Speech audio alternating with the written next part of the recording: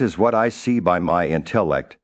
He paused, his gaze sweeping the battle-scarred landscape before them. "Do therefore quickly, and without loss of time, what should now be done after proper reflection. Drana's face set in determination.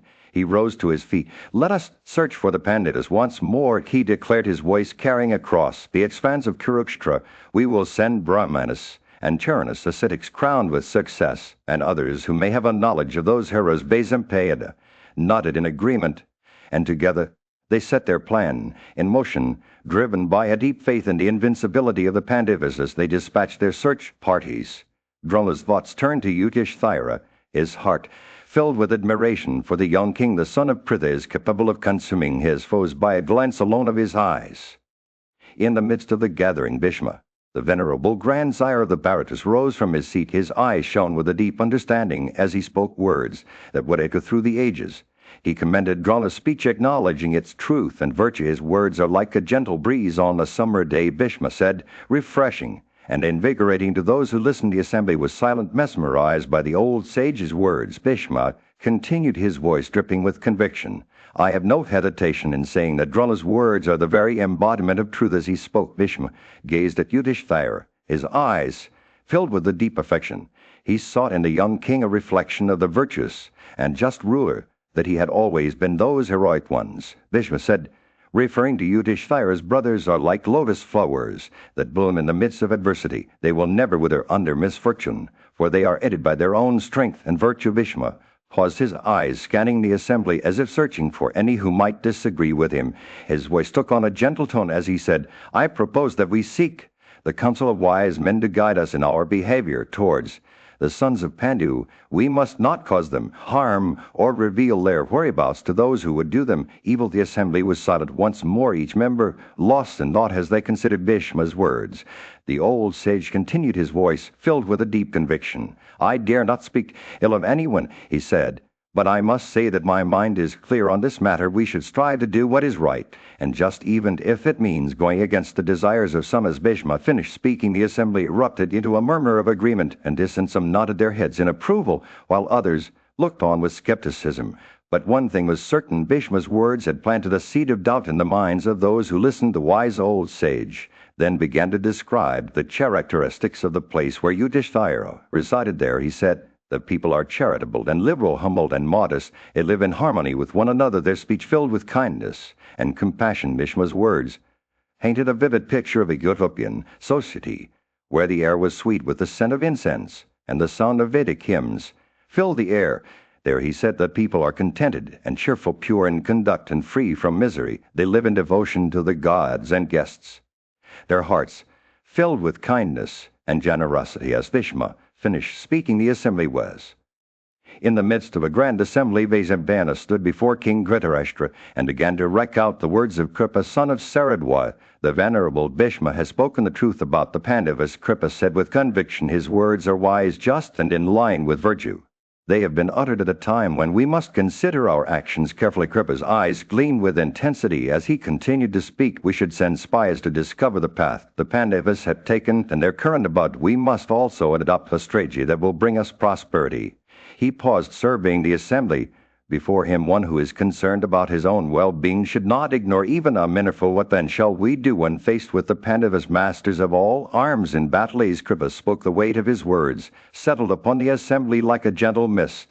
The king's advisors and nobles leaned forward, their faces filled with concern. They knew that the return of the Pandavas was inevitable, for their exile would soon come to an end when the time arrives for them to reappear. Kripa said, his voice steady and calm, "We must know our own strength within our kingdom and among other kingdoms. We should prepare ourselves by increasing our forces and replenishing our treasury." The assembly fell silent as Kripa's words hung in the air like a challenge. They knew that they had to act swiftly, for the Pandavas were not ordinary foes. "We must use diplomacy and strategy," Kripa continued, his voice growing more urgent. "We should employ the arts of conciliation, dissonant chastisement, bribery, gifts, and fair behavior. We should strengthen our army and fill our treasury, so that when the time comes to face the Pandavas, we will be ready." As Kripa finished speaking, a sense of determination settled over the assembly. They knew that they had been given wise counsel by one who understood the complexities of war and diplomacy. With renewed resolve, they set about implementing Kripa's words, knowing that their success depended on their ability to adapt and prepare for the return of the Pandavas. The days turned into weeks, and the assembly worked tirelessly to strengthen their army and treasury. They dispatched spies to gather intelligence on the Pandavas' whereabouts and employed diplomats to negotiate with other kingdoms.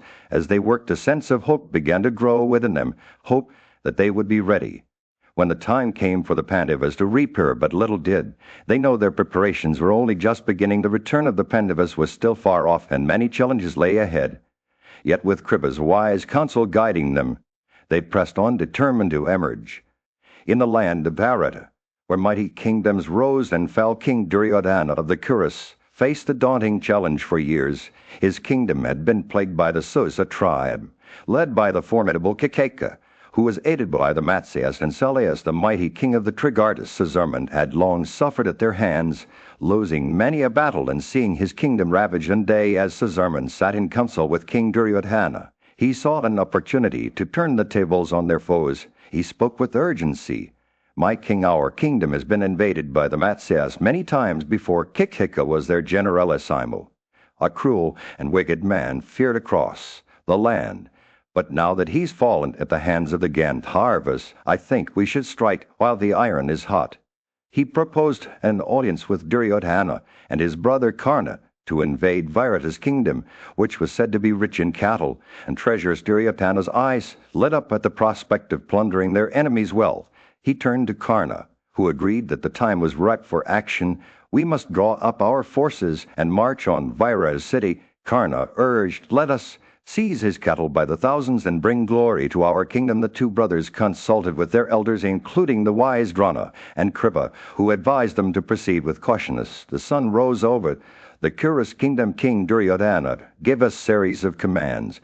He instructed his brother Dasesana to array the troops without delay, while Sazarman led the Trigartas towards Virata's dominions. The plan was for Sazarman to arrive first under the guise of a peaceful visit, and then be followed by the Kauravas in force a day after. As the dark fortnight drew to a close, the Kauravas set out towards Matsya's kingdom, their hearts filled with anticipation. The Trigartas, led by Sazarman, marched swiftly towards Virata's city, intent on seizing his vast herds of cattle. As they approached, the cowards, unaware of the impending danger, went about their daily tasks. The fate of Virata's kingdom hung in the balance as two armies converged upon it, one led by Sazarman and the Trigartas, the other by King Duryodhana and his brother Karna. The stage was set for a clash that would shake the very foundations of Virata. In the midst of their 13th year in exile, the Pandavas, those mighty sons of Kunti, had found refuge in the kingdom of Virata, disguised as commoners. They had been living incognito in the city under the protection of King Virata himself. The high-souled warriors had completed their promised period of non-discovery, and now, with their secrets safe, they were an integral part of the king's court. But fate had other plans. Sazarman, a ruthless cattle thief, had begun to seize thousands of Virata's prized livestock.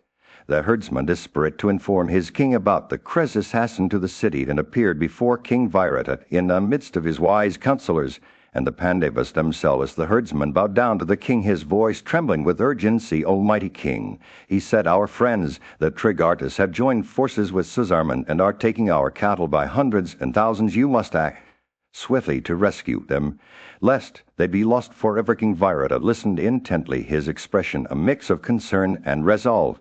He summoned his warriors and began to prepare for battle. The army of Matsya was an imposing force with its abundance of chariots, elephants, horses, and infantrymen. Each warrior donned their shining armor adorned with burnished gold and precious gems. The king's beloved brother wore a coat of mail made from adamant steel, while Medariksha, next in birth to Satanaka, chose a strong plate made of gold-plated steel. The king himself donned an invulnerable coat decked with 100 suns and 100 eyes. Shriyadatta, another brave warrior, wore a bright coat plated with gold as wide as 100 lotus flowers. As the army prepared for battle, King Virata addressed his brother Satanaka, Kanka, Valavatan, Tripala, and Damagranth. "I are fierce warriors who will undoubtedly fight valiantly. Give them cars with banners, and let them wear beautiful coats of mail that are both impenetrable and easy to wear." Satanaka immediately ordered the preparation of chariots for the Pandavas.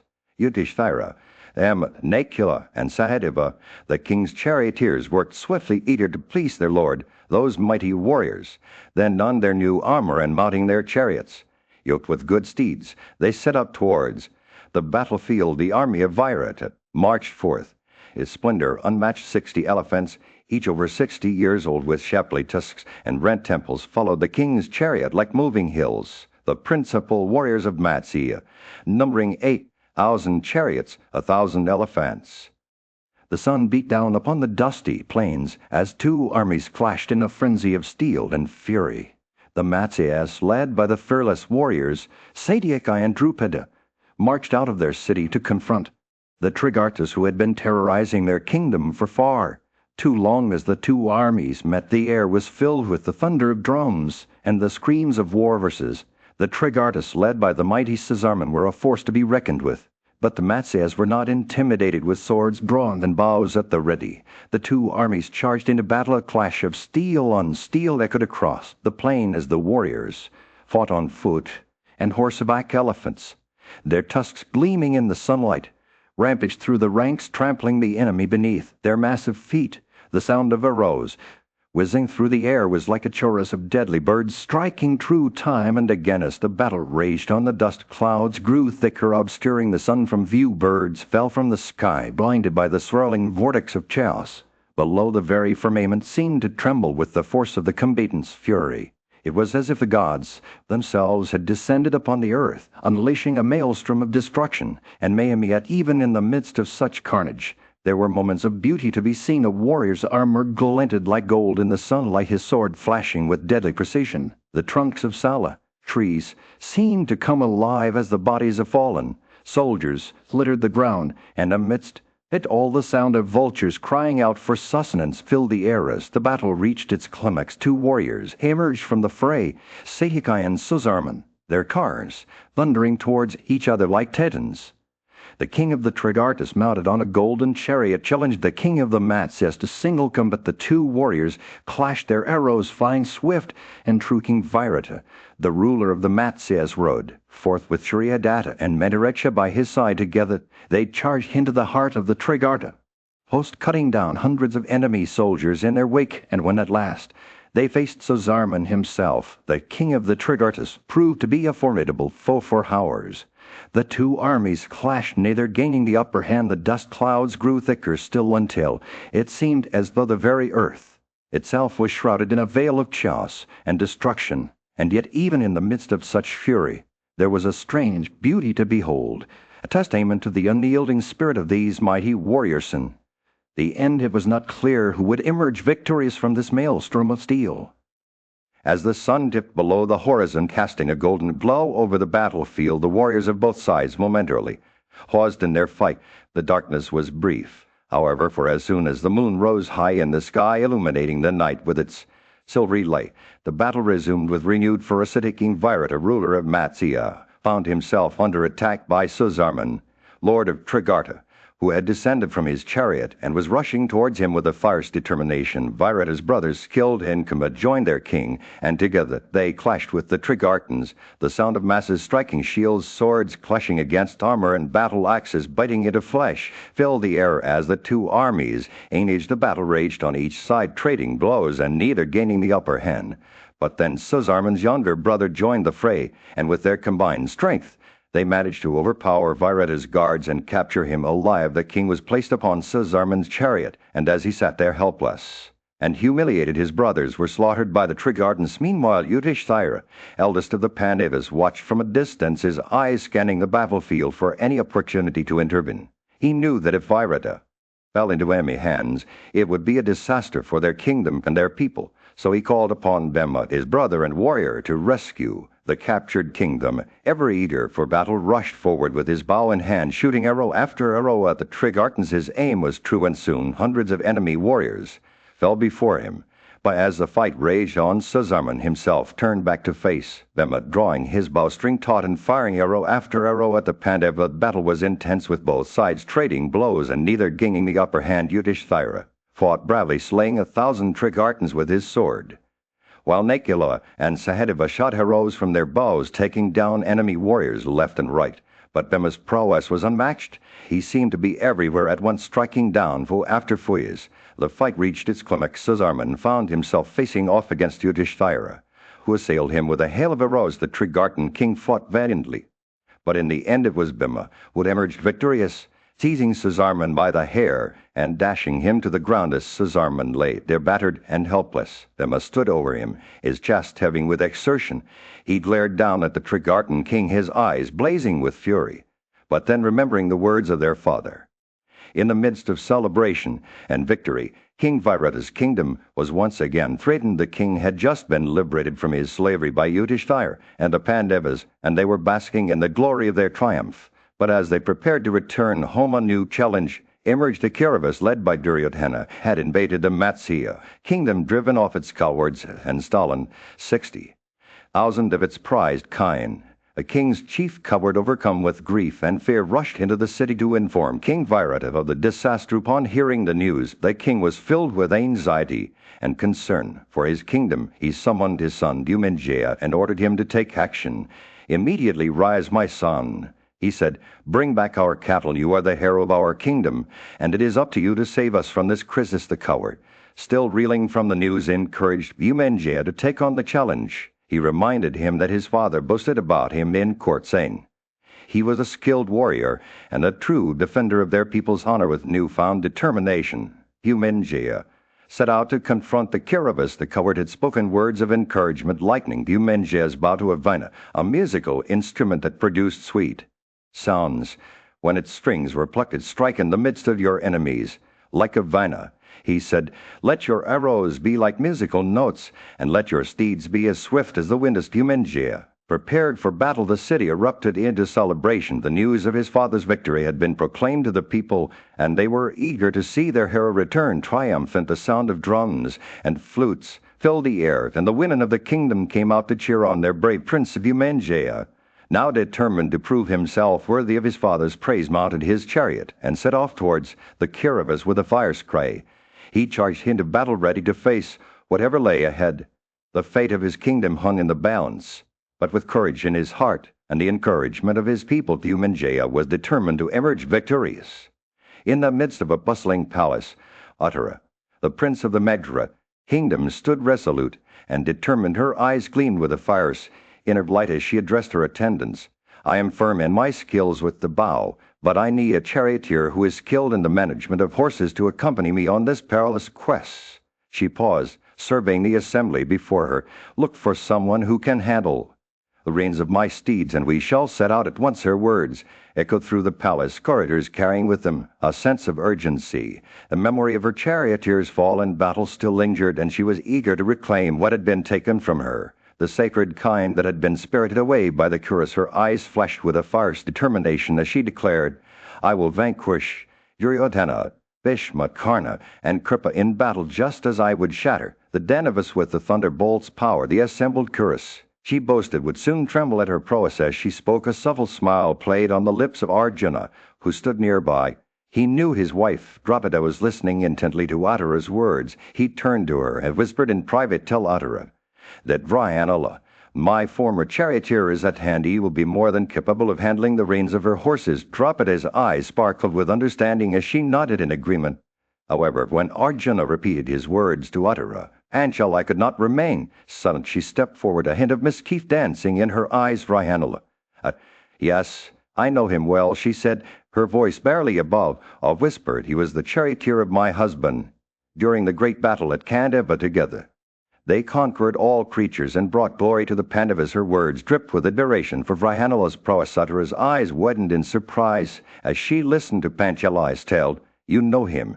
she asked, her voice tinged with curiosity. Draupadi smiled knowingly, but Uttara remained skeptical. "I cannot ask him myself," she said finally, "but if you vouch for his abilities, I will follow your advice." Draupadi's words carried great weight, and Uttara nodded in agreement. She turned to her sister and instructed, "Go fetch Vryanula from the dancing hall where he is staying in disguise." With a swift nod, Draupadi hastened off towards the hall, determined to bring back the hero who would be her brother's charioteer. As she departed, in the kingdom of Virata, Princess Ira, A young woman renowned for her beauty and kindness stood in the midst of her female attendants. Her eyes gleamed with concern as she addressed Arjuna, the son of Pandu, who had come to her aid. Arjuna, she said, the Kuras are driving away our kind, and my brother will soon set out to conquer them. His charioteer was slain in battle, and I fear he may not find a worthy replacement. But Sarandrai has spoken of your skill in managing steeds. Arjuna, will you act as my brother's charioteer? Arjuna.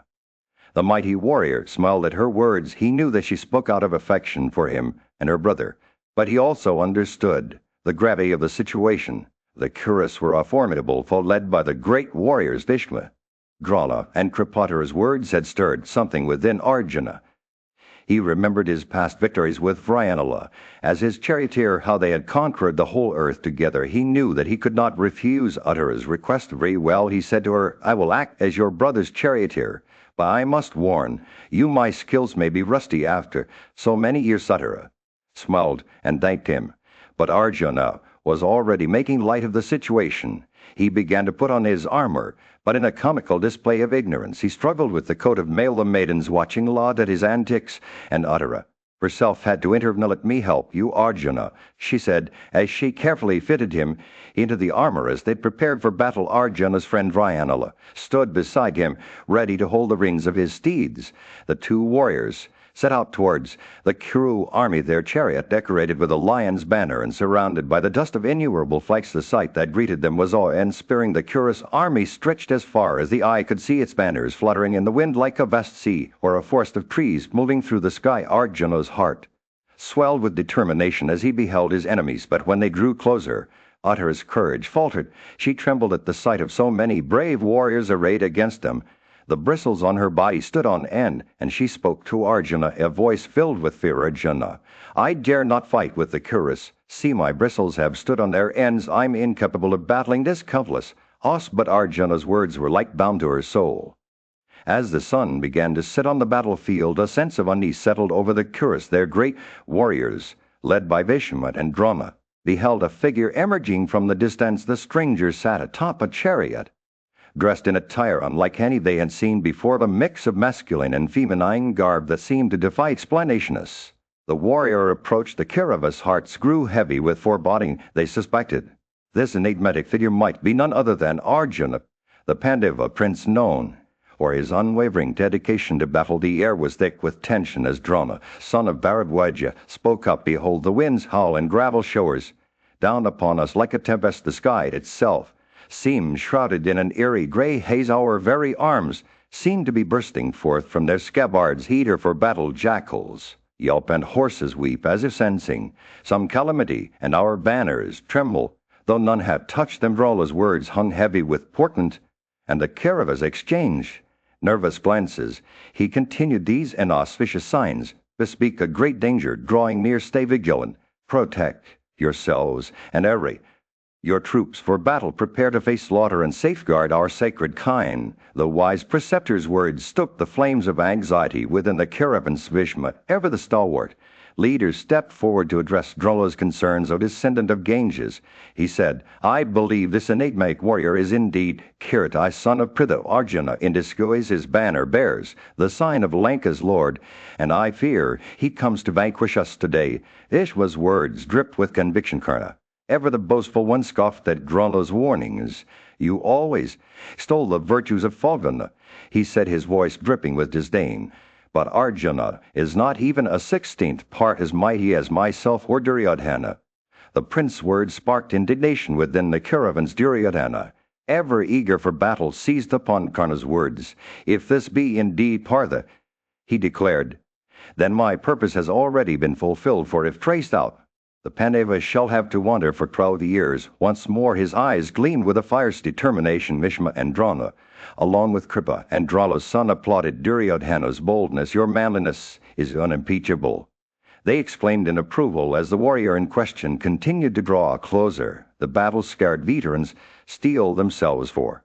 As Vesapayana's words carried on the wind, Arjuna gazed upon the young prince Uttara with a discerning eye. He had reached the samit tree, its branches heavy with the weight of time, and assessed the prince's mettle in battle. Virata's son stood before him, his features delicate, his countenance untested by the fires of combat. Arjuna's voice was low and commanding as he spoke to Uttara. "Quickly, my child," he said, "ascertain that you have bows suitable for a warrior of your stature, for I fear that yours may falter beneath my strength, my weight." When we faced the enemy together, he glanced at the tree above them, its foliage thick and impenetrable. "Climb up there, Duinjaya," he said, using the prince title with a nod of respect, "for the bows and arrows, banners, and coats of mail of my brothers away." You within Uttara's eyes widened as he gazed at Arjuna, his mind racing to comprehend the warrior's words. He had never seen anyone like Arjuna before. Strong, yet gentle, fierce, yet kind. The young prince's heart swelled with a sense of awe and trepidation as he nodded to Arjuna's command with a burst of agility. Uttara sprang up the tree, his hands grasping for handholds in the gnarled bark. He climbed high the branches, creaking beneath his weight until finally he reached the tree-top. There, tied to sturdy limbs, lay the bows and arrows of Arjuna's brothers, Yudhishthira and Vivatsu, and the twins. Each bow shone with a light of its own, its energy palpable in the still air, and then nestled among them Arjuna's Gandava glimmered like a star. Its wood was dark and polished, adorned with gold that seemed to dance in the sunlight. Large as a palmyra tree, it stood apart from the others, a bough of unyielding might, capable of stretching the boundaries of a kingdom, smooth and broad without a knot. Its beauty was almost mesmerizing. Uttara's fingers reached out to touch the Gandava, his heart pounding with excitement. He felt the weight of his story in this moment, the weight of 1,000 battles fought, of heroes fallen, of empires risen and fallen. The young prince knew that he held something greater than mere arms within his grasp. The essence of Arjuna's powers. Uttara descended from the tree. The bows and arrows swung gently in the breeze, their presence seeming to reverberate through the air like a promise. Arjuna watched him with an approving gaze, his eyes gleaming with a sense of satisfaction, for he knew that in the midst of a dense force, Prince Uttara, heir to the throne of the Matsya, stood before Vrihanala, his guide and mentor. The prince's eyes widened with concern as he scanned the tree above them, its branches swaying gently in the breeze. "What is this I've heard?" Uttara asked, his voice laced with trepidation. "A corpse is tied to that tree. How can it be? As a prince of noble birth and a Kshatriya by lineage, I am bound by certain duties and vows. It would not be fitting for me to touch the dead, lest I become polluted and impure." Vrihanala's expression remained calm, his eyes twinkling with amusement. "Fear not, young prince," he said. "There is no corpse tied to that tree. You see only boughs shining brightly in the sunlight." Uttara's brow furrowed skeptically. "But how can I trust my eyes?" he asked, taking a step back. "I have heard tales of enchanted trees and magical creatures. Perhaps this tree holds some dark secret." Vrihanala chuckled, his voice low and soothing. "No, Uttara. This is simply a tree, its branches heavy with the weight of boughs. Your father's famous Gandava, along with 4 other magnificent boughs, hang from its limbs." As if summoned by Vrihanala's words, a figure emerged from behind the tree. Virata's son, decked in earrings and finery, alighted from his chariot and approached the tree. His eyes shone with a mix of curiosity and trepidation as he began to climb the summit. Arjuna, slayer of enemies and wielder of the Gandava, remained seated on his chariot, watching his friend's every move speedily bring down those bows from the top of the tree. He called out to Virata's son, his voice carrying across the clearing. The prince hesitated for a moment before beginning his ascent. As he reached the branches, he spotted the magnificent boughs, their forms like sighing snakes coiled and ready to strike. The splendor of the boughs shone with an otherworldly light, as if the very planets had descended from the heavens to join them. Uttara's eyes grew wide, his face pale with fear. He reached out a trembling hand, touching the Gandava's majestic form. The moment he made contact, the bristles on his body stood on end, and he felt an electric jolt course through him. His voice trembled as he spoke to Arjuna. "O noble warrior, behold this wonder. These bows shine with a radiance that defies mortal comprehension." As Uttara's words faded away, the tree seemed to come alive, its branches swaying in time with the prince racing. As the sun began to set on the vast expanse of the battlefield, Uttara's eyes widened in awe as she beheld a magnificent array of arms and armor before her. She had been traveling with her companion Vrihanala for days, and they had finally arrived at the camp of the great warrior King Arjuna. But it was not Arjuna himself who stood before her holding the reins of this wondrous collection of arms. a bow with 100 golden bowses, its ends shining like the brightest star. Uttara's curiosity got the better of her as she approached Raihanula, and asked to what warrior of fame does this excellent bow belong, whose is it that holds such radiant power. She gazed at the staff adorned with golden elephants that shone like molten gold. The bow itself was a marvel. Its sides were smooth and easy to hold, as if crafted by the gods themselves. Raihanula's eyes seemed to cloud over for a moment, as if lost in thought, before he replied, "This is indeed a bow fit for the gods, Uttara.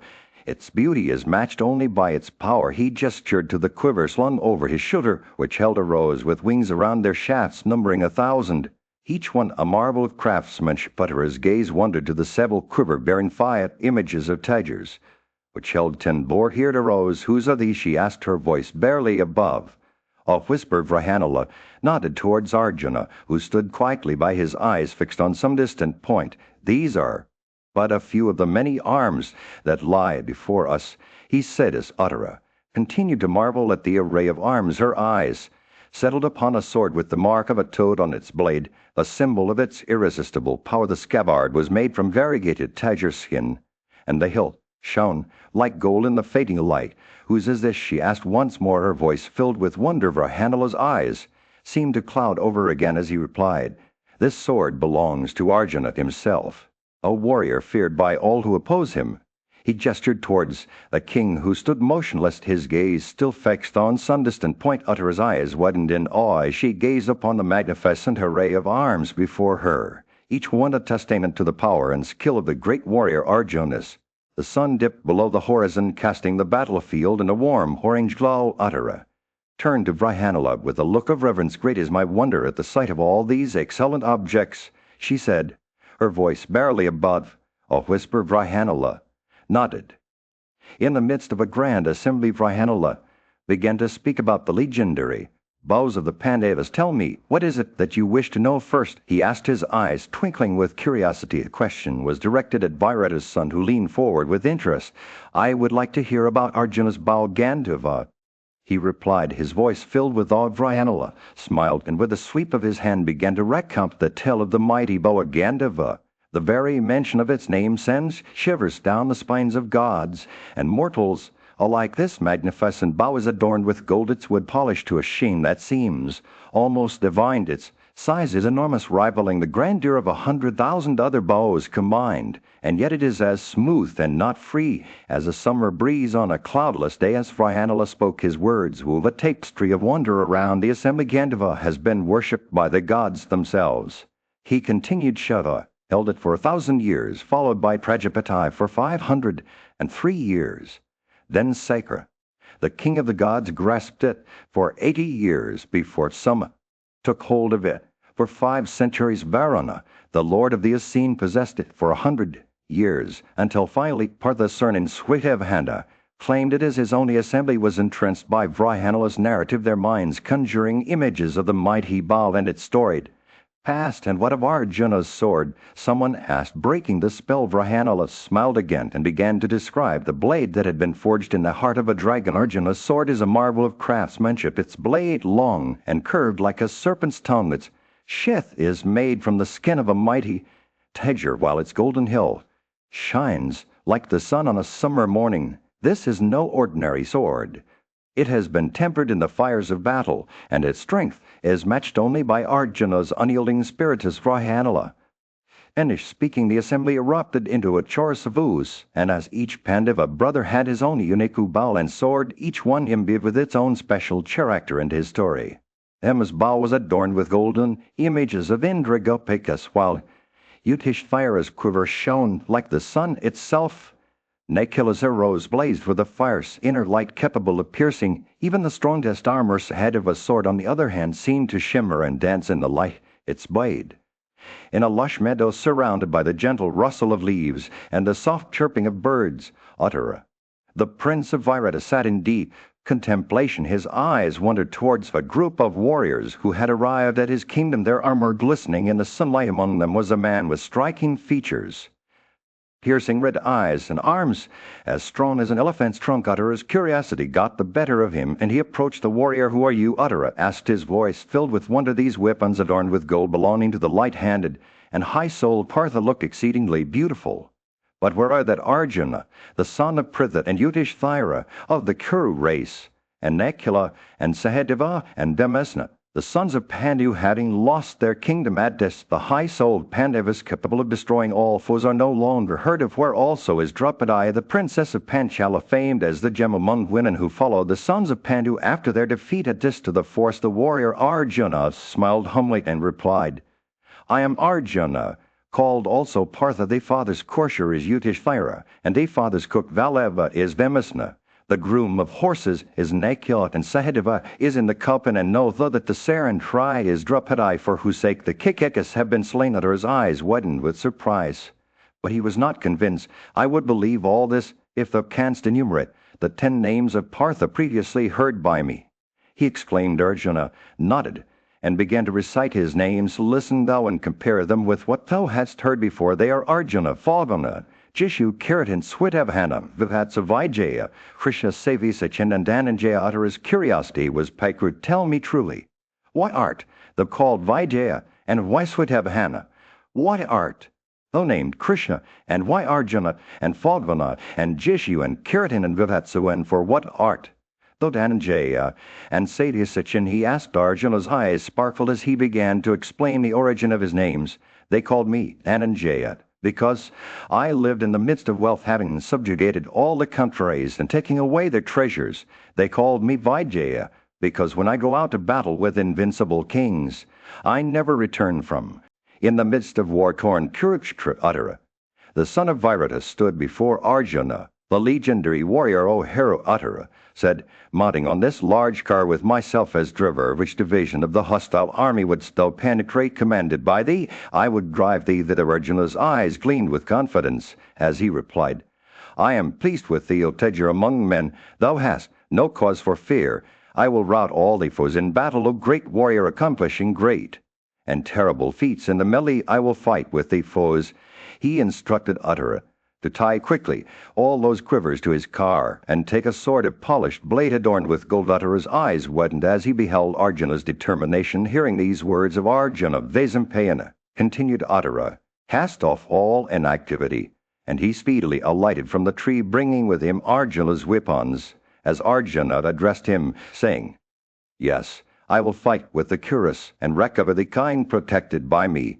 The top of this car will be to thee." At a citadel, Uttera's fear began to dissipate. Uttera's admiration for Arjuna grew as he beheld his prowess. "I am no longer afraid of these," he said. "I know the steadiness in battle, which is even like unto that of Kesava or Indra himself." But then a sudden doubt crept into his mind. "Foolish as I am incapable of arriving at certain conclusion. By what distressful circumstances could a person of such handsome limbs and auspicious signs become deprived of manhood?" Arjuna smiled reassuringly, his eyes sparkling with amusement. "I tell thee truly that I am only observing this vow for a whole year, agreeable to the behest of my elder brother." He said, "Although of mighty arms, I am not truly one of the neuter sex, but I have adopted this vow eulogism from subservience to another's will, and from desire of religious merit." Uttera's eyes widened in understanding as Arjuna revealed his secret. "Thou hast conferred a great favor on me today," he said. "I now find that my suspicion was not altogether unfounded." He realized that such a person as Arjuna, with his majestic appearance and unwavering determination, could not be of the neuter sex. As Uttera's fear dissipated, he declared, "I have now, and only in battle, I can now fight with the celestials themselves. My fears have been dispelled." He boasted of his skills as a charioteer trained by a learned preceptor, and proudly, as the sun rose over the vast expanse of the battlefield, Arjuna, son of Pandu, prepared for his journey. He made Uttera, a young prince, his charioteer, and set out to circumambulate the sacred Samat tree, taking all his weapons with him. As they rode, Arjuna carefully deposited the banner bearing the figure of a lion at the foot of the tree, and hoisted in its place a new banner, one that shone like gold, and bore the image of an ape with a lion's tail. This was no ordinary banner, for it had been crafted by Viswakarman himself, infused with celestial magic. As they rode northwards, Arjuna blew his conch shell known as Panchajaniya, and its thunderous sound sent shivers down the spines of even the bravest warriors. The steeds that pulled Arjuna's chariot dropped to their knees in fear, and Uttara, overcome with terror, sat down on the vehicle clinging to it for dear life. But Arjuna, the unflappable warrior, took control of the reins himself and gently coaxed the horses back onto their feet as he comforted Uttara, who was still trembling with fear. Arjuna spoke words of encouragement. Fear not, O prince, you are a Kshatriya by birth. Why should you be dispirited in the face of battle? Have you never heard the blare of manikins and trumpets before? But Uttara's eyes were wide with wonder and awe, for he had never seen anything like this before. A sound of Arjuna's conch shell still echoed through the air as they rode on. The earth itself seemed to tremble beneath their feet, and the very clouds appeared to darken in response to the warrior's presence. Drona, a wise and seasoned warrior, gazed upon the scene with a mixture of awe and trepidation. He knew that something momentous was unfolding before his eyes. Behold, Drona exclaimed to King Dhritarashtra, this cannot be any ordinary warrior. The very earth trembles beneath his feet, and our steeds are dispirited, our animals howl in fear, and the crows perch upon our banners, as if sensing a great calamity. Vultures wheel overhead, foretelling a heavy destruction of Kshatriyas in battle. Drona's words were laced with concern, for he knew that Arjuna's presence on the battlefield was not to be taken lightly. As the armies of the Pandavas and the Kauravas faced off against each other, the omens grew more ominous. The very fabric of reality seemed to be torn apart by the sheer power of Arjuna's presence. And yet amidst all this chaos and uncertainty, Arjuna remained steadfast, his conch shell. The sun beat down upon the dusty plains as King Duryodhana stood atop his chariot surveying the gathered warriors before him. His eyes locked onto Bhishma, the venerable warrior and preceptor who sat coldly on his own chariot, surrounded by a retinue of skilled fighters. Speak, Bhishma. Duryodhana called out, his voice carrying across the battlefield. We have come to fight against the Matsyas, those treacherous foes who have long oppressed our Aulis, the Trigartas. But now it seems, Arjuna, that divine archer has appeared on the scene. What does this mean for us? Bhishma's expression remained serene, but Duryodhana could sense a hint of unease beneath his calm exterior. It is true, O king, Bhishma replied, his voice measured and deliberate. The Pandavas have been in exile for 12 years, as promised to your father Dhritarashtra. But if Arjuna has come before the term of their exile is at an end, they must spend another 12 years in the wilderness. Duryodhana's face darkened with anger and frustration. This is preposterous, he exclaimed. We have already seized the Trigartas cattle, and we will not be deterred by the arrival of this one warrior. We will fight on no matter who stands before us. Karna, that mighty Kar warrior, stepped forward to offer his own counsel. Let us not be swayed by Bhishma's doubts, he said, his voice dripping with confidence. We have come too far and sacrificed too much to turn back now. Besides, why is a single warrior against the might of our army? As Karna spoke, Duryodhana's eyes narrowed in suspicion. He sensed that Bhishma was not as committed to their cause as he seemed. You are too soft on the Pandavas, Bhishma. Duryodhana accused. Your affection for Arjuna is well known, and it clouds your judgment. Bhishma's expression remained calm, but Karna sensed a hint of indignation beneath his tranquil surface. I am merely stating the facts, O king, Bhishma replied, but I fear that Drona, our great preceptor, may be swayed by his own biases. He is too close to the Pandavas, and it clouds his judgment. Duryodhana's face twisted with anger, but Karna stepped forward to intervene. Let us not forget our duty, he said, his voice ringing out across the battlefield. We have come to fight for our Aulis, and we will not be swayed by doubts or fears. We must make arrangements for battle, and we will emerge victorious in the end. As Karna spoke, the sun was setting over the battlefield, casting a golden glow over the assembled warriors. Karna, the mighty son of Shurya, stood tall, his eyes scanning the enemy lines with a fierce intensity. He beheld the Pandavas led by Arjuna, Vivatsu, and the others, their faces set in determination. Karna's gaze lingered on Arjuna, the legendary warrior who had been prophesied to vanquish him. But Karna was not one to back down from a challenge. His voice boomed out across the battlefield, echoing off the trees, as he declared his intent to resist the enemy with all his might. I will unleash my arrows like gliding snakes, he cried, straight and flying, sure of aim. Shot from my bow, they will cover Partha all over like locusts, shrouding a tree. His words were laced with confidence, for Karna knew that he was no ordinary warrior. He had spent years honing his skills practicing the ancient arts of archery and combatis. He spoke. Karna's hands moved swiftly to string his mighty bow, its sinewy cord creaking under the strain. His fingers danced across the strings, drawing back the arrow with a smooth, practiced motion. The air was filled with the sweet scent of sandalwood as he prepared for battle. Ever that so Arjuna's brother stood tall beside him, his eyes burning with determination. But Karna knew that Vivatsa would not be able to withstand his might. He will strike me, but mildly in this conflict, Karna declared, for I am the superior warrior. As he spoke, a fierce energy seemed to build within Karna's frame. His eyes blazed like the sun as he summoned his legendary bow, the one forged by the great god of war, Indra. Its golden wings glinted in the fading light, and its arrows shone with a deadly precision. The air was filled with an electric tension as Karna launched into battle. His arrows flew swift and true, piercing the enemy lines like venomous snakes through an anthill. The sound of his bowstring echoed across the battlefield, a deep resonant note that seemed to shake the very foundations of the earth. That Arjuna's name was soon to be heard on all sides as Karna's arrows rained down upon him. His car was broken, his horses killed, and himself left, sighing like a snake. The Kauravas watched in awe as their greatest warrior clashed with the mighty son of Shurian. Yet, despite the ferocity of the battle, Karna's words echoed through the ages. Let my flying arrows wing it, and depressed at the middle present the spectacle of the coursing of fireflies through the welkin. For in that moment he was not. In the midst of a heated debate, Kripa addressed Radeya. Your heart is forever bent on war, Radeya. You fail to comprehend the true nature of things and their consequences. The scriptures present various methods for achieving success, but one must consider the timing and circumstances. A battle may be considered the most sinful of actions, reserved only for times when fortune smiles upon us. Radeya's impulsive nature was a concern for Kripa, who knew that Radeya was prone to acting without thinking through the consequences. You know of Arjuna's prowess, Kripa continued. He alone saved our kin from the Gandharvas and satiated Ignite with his devotion. He spent 5 years as a Brahmacharan on the slopes of Himavat, and it was he who took Savadra on his chariot to challenge Krishna to single combat. Kripa's words painted a vivid picture of Arjuna's remarkable achievements. But Radeya's ambition remained unshaken. He had studied the science of warfare under Indra himself and had single-handedly vanquished numerous foes, including Chitrasna, the king of the Gandharvas, and his invincible troops. Kripa's eyes widened in alarm as he gazed at Radeya. You aspire to match wits with Arjuna, but what have you achieved on your own? Have you even come close to his feats?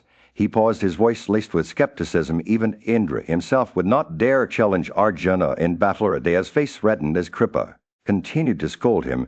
Your desire to fight Arjuna is akin to trying to grasp a snake by the fangs or riding an enraged elephant without a hook. You wish to walk through a blazing fire dressed in silken robes and smeared with clarified butter. Who among us would attempt such folly? Kripa's words dripped with disdain for Radeya's foolish ambition. You are no match for Arjuna, not even as skilled warriors like ourselves. We have been deceived by him before, and he will not hesitate to annihilate us again if we provoke him. The assembly fell silent as Kripa concluded his impassioned speech. The air was heavy with tension, and Radeya's face reflected the weight of his own folly. Let our troops stand arrayed in ranks, Kripa declared, and let us, 6 great bowmen, Drona, Duryodhana, Ishmet, yourself, Drona's son, and I, fight alongside them against Arjuna. The assembly erupted into a cacophony of sounds as the warriors readied themselves for battle. But Kripa's words hung in the air like a warning. Do not act rashly, Radeya. We are no match for. In the midst of a heated assembly, a Swathaman stood tall, his eyes blazing with conviction as he addressed Karna, the mighty warrior. The kind have not yet been won, he said, his voice steady and calm. Nor have they crossed the boundary of their owner's dominions, nor have they reached Hastinapura. Why do you boast of yourself, Karna? You who have vanquished countless battles, acquired enormous wealth, and conquered hostile hosts. Swathaman paused, surveying the assembly with a discerning gaze. True, Karos speak not of their prowess. He continued, fire burns silently. The sun shines without fanfare, and the earth bears creatures without boasting of its creations. He turned to Karna. Once more a Brahmana should perform sacrifices himself, while a Kshatriya should vanquish his enemies with honor. But you, Karna, have obtained your wealth through deceit and fraud like a vendor of meat. The assembly fell silent as Aswathaman's words cut deep into the hearts of the listeners. He spoke of the Pandavas who had acquired their sovereignty through righteous means, always acting respectfully towards their superiors, even when hostile to them. What Kshatriya is there that has obtained the kingdom by this? He asked, his voice dripping with disdain. You have robbed the Pandavas of their wealth, and yet you boast of your exploits. Aswathaman's eyes flashed with anger as he recalled the events of the past. He spoke of Draupadi, who had been dragged to court while ill, and wearing only one raiment. The mighty root of the Pandava tree had been cut down, leaving them vulnerable to attack. The son of Pandu is incapable of forgiving the sufferings of his wife. Aswathaman declared, Dhananjaya comes here for the destruction of the sons of Dhritarashtra. Trikarna snorted in derision, but Aswathaman pressed on his words, dripping with venom. You may have vanquished many battles, Karna, but you are no match for Dhananjaya. He is the slayer of foes equal to Vasudeva himself in battle prowess, counteracting celestial and human weapons alike. What man can stand against Arjuna? The assembly fell silent once more as Aswathaman's words hung in the air like a challenge. Aswathaman turned to Karna. Once more his voice cold and detached. Employ the means you used in the match at this, he said, the same deceit and fraud that won you Indraprastha and dragged Krishna to the assembly. He gestured towards Sakanai, the prince of Gandhara, who was seated nearby. Let him fight, now with his cunning and guile. But I warn you, Karna, the Gandhava. The sun was setting over the battlefield, casting a warm orange glow over the assembled warriors. Bhishma, the venerable elder and commander-in-chief, stood tall, his eyes scanning the ranks with a discerning gaze. He spoke in measured tones, his words carrying weight and gravity. Karna, Drola's son, observes well, he said, nodding towards the young warrior. And Kripa, too, sees rightly, but it is only out of duty that Kama wishes to fight. No wise man can blame the preceptor for his actions. Bhishma paused, surveying the assembled warriors before continuing. However, I believe we must consider both time and place. We face 5 formidable adversaries, each as radiant as a sun at its zenith. Even those who are familiar with morality may be bewildered by their own interests. It is for this reason that I speak to you now, O king. Bhishma's words were laced with concern and wisdom. Karna, ever the loyal warrior, had spoken earlier to raise the spirits of his comrades. What Karna said was only meant to lift our drooping courage. Bhishma explained. He turned towards Drauna's son Aswathaman, who stood near by the preceptor's son. Forgive everything. The business at hand is grave indeed. Bhishma's words were a gentle reminder of the gravity of their situation. He spoke with reverence and respect for his peers, acknowledging the mastery of arms that resided in Drauna's son. Like light within the sun, as beauty is never separated from Chandramas, so are the Vedas and the Brahma weapon both established in you, he said, his voice filled with conviction. The assembled warriors listened intently as Bhishma continued to speak of the unity they must maintain in the face of adversity in the Vedas pureness. And old histories who saved Jamadagni would be Drauna's superior. He asked, his eyes twinkling with a hint of pride, to Duryodhana. Ever the loyal brother stepped forward to offer words of reconciliation. Let the preceptor grant his forgiveness, he said, and let peace be restored. Kama and Kripa stood by his side, their faces set in determination as the warriors gathered around him. Bhishma's words had profound effect on Drauna. The preceptor's anger slowly dissipated as he listened to Bhishma's gentle persuasion. His heart softened, and he spoke with a newfound calmness. I have already been appeased by the words spoken first by Bhishma, he said, his voice filled with gratitude.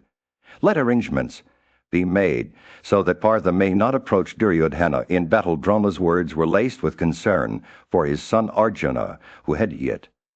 The venerable Bhishma stood before King Duryodhana, his eyes gleaming with a deep understanding of the wheel of time. The cycles of fate unfold with precision, he said, marked by Kalas and Kastas Muhurtas, and days, fortnights, and months, constellations and planets, seasons and years. And yet, my king, there is an imperceptible drift, a slippage that accumulates over the centuries. Calculating this wisely, I have determined that in 13 years we would be 5 months and 12 nights ahead of Skidila. Bhishma's words hung in the air like a challenge as he gazed at Duryodhana with an unyielding intensity. The Pandavas, he continued, have fulfilled their promise to the latter. Their virtue is unwavering, guided by the righteous Yudhishthira. They would not stoop to deceit, nor covet power through unfair means. If they had sought to seize the throne by any other means, we would have seen them display their prowess on the field of Duryodhana's face darkened, his jaw clenched in determination. I will not yield, he declared. The kingdom is mine, and I will not return it to those usurpers. Bhishma's expression remained impassive, but a hint of sadness crept into his voice. Listen to my counsel, O king, he said.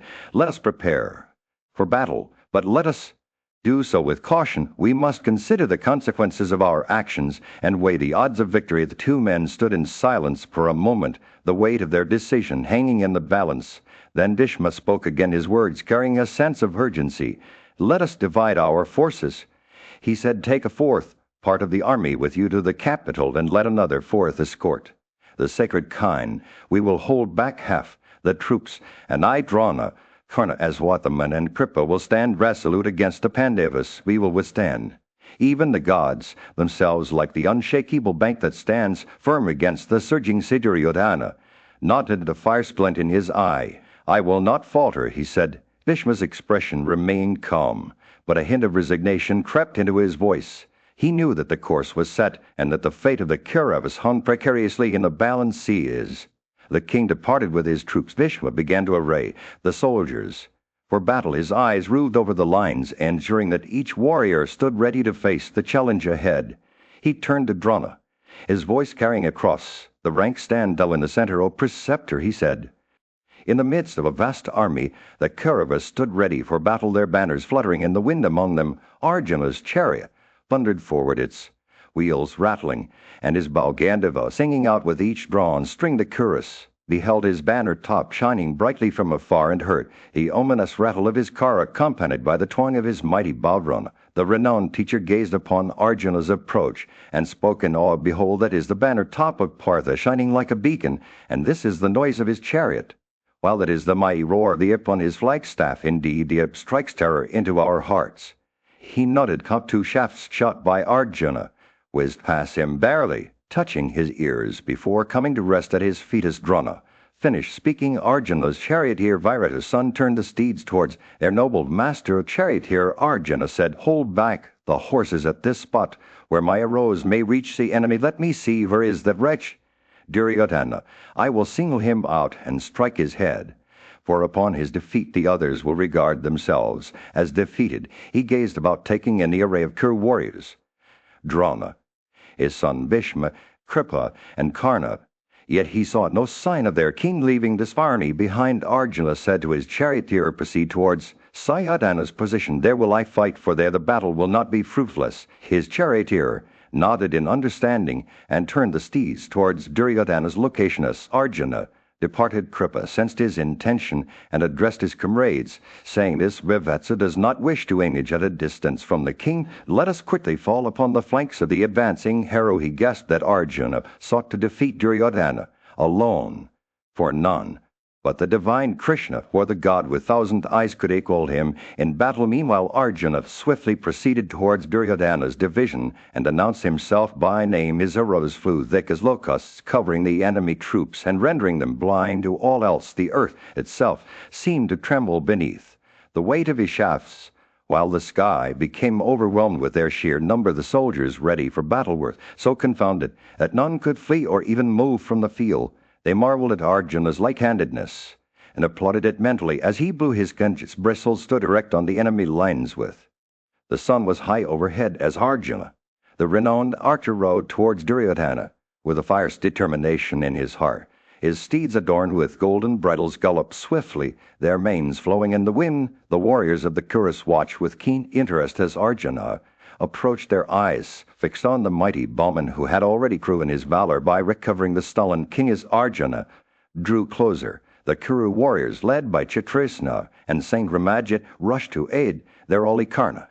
The air was filled with the sound of clashing steel as the two armies clashed in a frenzy of battle. Arjuna, his Gandava, while singing its deadly song, cut through the enemy ranks like a scythe through wheat. His arrows flew swift and true, striking down warrior after warrior. Among them was Vaikarna, son of Virata, who had mounted his chariot to confront the young Pandava. But Arjuna's aim was true, and with a single shot he severed Vaikarna's bowstring, sending his flight staff crashing to the ground. The Kuru warrior fled in disarray, leaving behind his comrades to face The wrath of Arjuna Satruntipa, another mighty Kuru warrior, joined the fray, showering Arjuna with a rose as thick as a hailstorm. But the son of Pandu was not one to be intimidated with 5 swift shafts. He pierced Satruntipa's armor and sent him tumbling to the ground. His charioteer followed soon after, struck by 10 razor-sharp arrows. The battlefield was ablaze with the sound of clashing steel as Arjuna fought on his Gandhava, singing its deadly song. The Kuru warriors, led by Bhishma, were no match for the young, and it was kill and strength one by one. They fell before him, their chariots overturned, their armor shattered, but Karna, son of Shariya, was not to be underestimated. He rode into battle like a blazing fire at his bow, singing its deadly song as he clashed with Arjuna in a frenzy of steel and arrows. The 2 warriors exchanged blows, their bows singing in perfect harmony as they showered each other with arrows. The air was filled with the sound of